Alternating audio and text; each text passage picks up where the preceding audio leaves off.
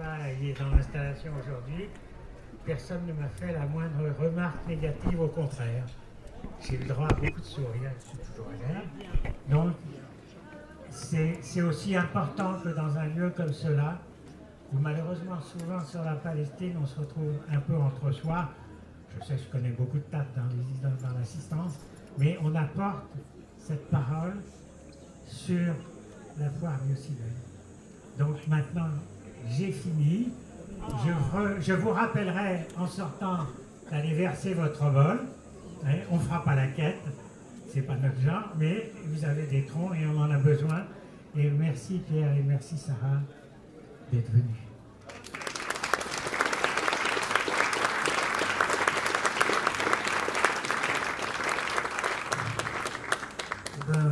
Merci vraiment pour cette invitation.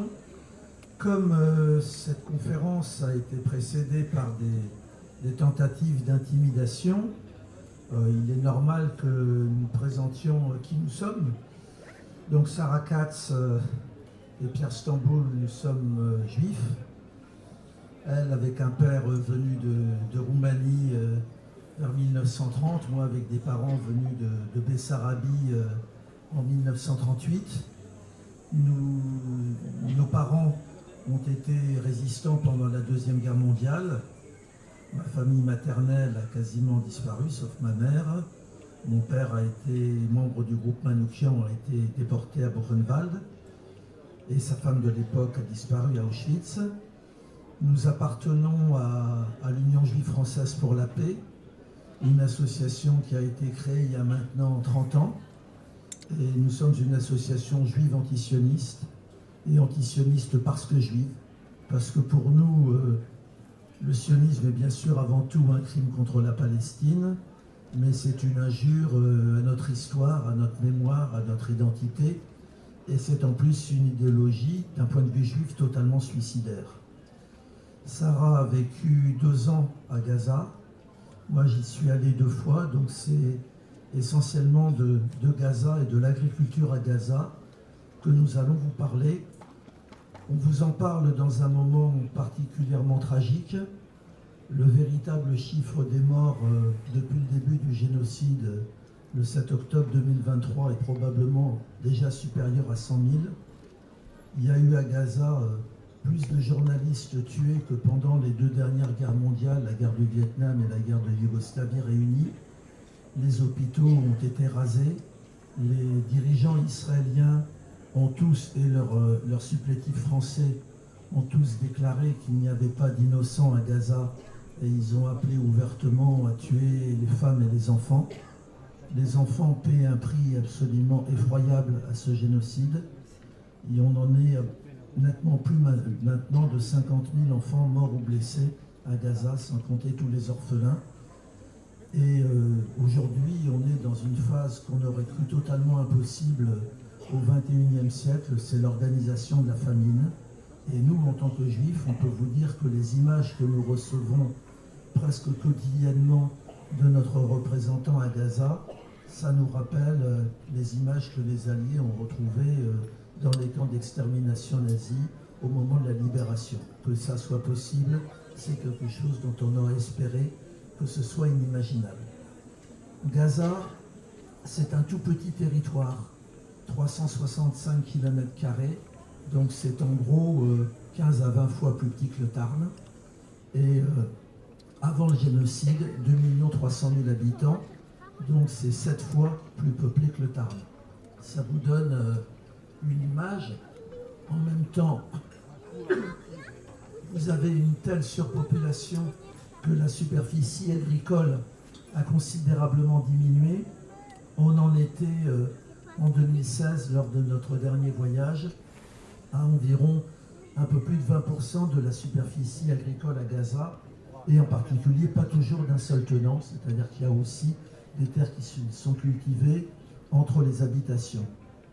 Gaza a été incroyablement diffamé, et je le dis avec force, les médias français, la majorité des dirigeants politiques français portent une responsabilité majeure dans ce génocide. On enseignera bientôt qu'il y a eu un génocide à Gaza comme on enseigne qu'il y a eu le génocide contre les Juifs, contre les Arméniens ou contre les Tutsis, mais on devra enseigner qui sont les responsables, et les responsables, ils sont ici, ils sont dans tous ceux qui ont parlé de « approuvez-vous l'attaque terroriste du Hamas ?» C'est pas ça Gaza. Gaza, ça n'a strictement rien à voir avec ça. C'est ça qu'on va essayer de vous expliquer à travers la question paysanne. Gaza, d'abord, c'est pratiquement 80% de la population qui sont des réfugiés, qui sont arrivés en 1948-49, en gros de tout ce qui est aujourd'hui le sud d'Israël, de Jaffa, Tel Aviv, jusqu'à Beersheba, et encore je vous donne les noms hébreux, mais Beersheba c'était Bersabé, Ashkelon c'était Ascalon, et les Israéliens n'ont pas seulement expulsé la population de façon préméditée, mais ils ont changé les noms, ils ont essayé d'effacer les traces de la Palestine. Donc dans toute cette population réfugiée, vous en avez 73% qui ont la carte de l'UNRWA. L'UNRWA, c'est l'Office des Nations Unies des réfugiés qui devait être créé de façon totalement provisoire et qui existe encore 77 ans plus tard. L'UNRWA assure pour les Gazaouis, mais comme pour tous les Palestiniens, l'éducation, la santé et l'alimentation. Donc on comprend bien que quand on veut liquider l'UNRWA, comme Israël veut le faire, mais comme notre direction française a cessé un moment de financer l'UNRWA, on liquide la Palestine. On fait en sorte que la Palestine n'existe plus. Vous avez à Gaza, comme dans toute la Palestine, une population incroyablement éduquée. En Égypte voisine, 35% de la population est illettrée, et pour avoir traversé le Sinaï et avoir été contrôlé par une armée d'illettrés, vous vous en rendez compte. Et vous avez à Gaza, comme dans toute la Palestine, à peine 1% d'illettrés. Vous avez un effort considérable de toute la population et dans toutes les couches sociales de la population, parce que Gaza est aussi une société stratifiée. Vous avez un effort incroyable d'éducation.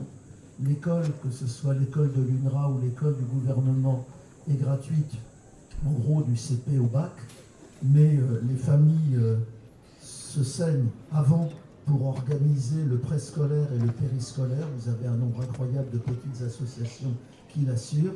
Et après le bac, pour assurer l'université, en 2016, il y avait 100 000 étudiants dans 6 universités, et avec 21 000 diplômés chaque année, et une réussite scolaire et universitaire des filles et des femmes supérieure à celle des hommes. C'est une société patriarcale Gaza, mais je vous assure qu'il y a des combats contre le patriarcat extrêmement forts et qui donnent des résultats. Alors je vais parler un petit peu de la question de l'agriculture. Vous devez d'abord imaginer ce territoire à partir de 2006, où les Palestiniens ont eu le tort de mal voter, c'est-à-dire que l'Europe et les États-Unis qui patronaient, et Israël qui patronnait ce vote, ne voulaient pas le résultat électoral qui a eu lieu. Le résultat électoral qui a eu lieu, il a eu lieu pour deux raisons essentielles. La corruption et les accords d'Oslo qui ont été une véritable catastrophe pour tous les Palestiniens. Ça a été un vote sanction, et s'il y avait eu une gauche unie, probablement c'est elle qui aurait eu les résultats de ce vote sanction, mais comme toute comparaison avec la France est évidemment inutile, mais comme la gauche était désunie, il y a eu un vote sanction qui a profité au Hamas. Depuis cette époque-là, Gaza est bouclé par terre, par mer et par air. Vous devez imaginer donc 2 300 000 personnes qui vivent dans une cage au sens propre du terme. Déjà, quand vous franchissez la frontière à Erez, au nord, la frontière venant d'Israël, vous traversez une cage de 800 mètres. Vous avez sur le nord avec Israël et sur le sud avec l'Égypte une barrière de ciment qui fait des mètres et des mètres d'épaisseur, qu'il est évidemment absolument impossible de franchir. Et sur toute la barrière orientale, vous avez une barrière de haute technologie sur les terres agricoles, avec des tourtueuses tous les 250 mètres. Ça fait 20 mètres de haut, il n'y a personne dedans. C'est télécommandé et de temps en temps, ça tire sur les paysans. Vous devez comprendre que toute cette barrière, elle empiète totalement les terres des paysans, parce que les paysans de Gaza qui étaient là avant 1948 et qui sont restés, toutes leurs terres étaient de l'autre côté. Ce sont aujourd'hui les fameux kibboutz dont on vous a parlé. À Gaza, quand on y est, il y a en moyenne 4 à 6 heures d'électricité par jour. Vous devez imaginer ce que ça veut dire, des millions de personnes qui vivent dans le noir, mais évidemment ça tourne par quartier.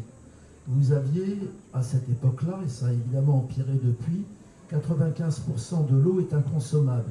Pourquoi est-elle inconsommable? Ce n'est pas une question de malchance, c'est une question que, en violation de tous les principes internationaux, Israël pompe comme des malades sur la nappe phréatique qui arrive des collines de Cisjordanie, et que la nature ayant horreur du vide, la nappe phréatique est envahie par l'eau de mer. Et donc les paysans, ils ont affaire à cette situation. Eux, ils n'ont quasiment pas d'eau. De l'autre côté de la barrière, vous avez les fameux kibbutz avec l'arrosage automatique, la pelouse et la piscine. Donc c'est un peu pour que vous compreniez aussi ce qu'a pu être le 7 octobre. Quand on oublie la question coloniale, on n'a strictement rien compris. Gaza est une colonie au sens propre du terme. Gaza a connu à partir de 2008 des bombardements épouvantables. Plan durci 2008-2009, c'est autour de Noël et du jour de l'an, c'est 1400 morts. Pilier de la défense en 2012, c'est 172 morts. Bordure protectrice en 2014, c'est 2400 morts, mais ce qu'on ignore, c'est que 40 à 50% de la bande de Gaza, toute la partie justement qui comprend les terres agricoles, a été occupée et que les Israéliens ont absolument tout ravagé.